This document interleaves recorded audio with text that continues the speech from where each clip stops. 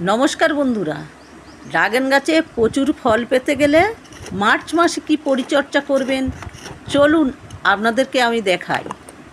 Side থেকে পুরো আমি টবের মাটি সব তুলে নিচ্ছি। দেখুন, পুরো মাটি তুলে নিলাম, নিয়ে কি মেশাচ্ছি দেখুন। ভার্মি, আর এটা খোল, নিম খোল, হাড় গুঁড়ো, এটা একটা ভিটামিন দানা, আর শিং চাচা, সবগুলোকে ভালো করে আমি মিশিয়ে নেব। দেখুন, খুব ভালো করে মিশিয়ে নেবেন। মিশিয়ে সাইড থেকে পুরো চেপে চেপে দিয়ে দেবেন। এইভাবে আমি যেইভাবে দিচ্ছি এইভাবে দিয়ে দেবেন। দিয়ে আগে যে মাটিগুলো তুলে রেখেছিলেন সেই মাটিগুলো ওর ওপরে দিয়ে দেবেন। এই যে আমি এইভাবে দিচ্ছি, দেখুন। সবশেষে কিন্তু জল দিতে ভুলবেন না বন্ধুরা।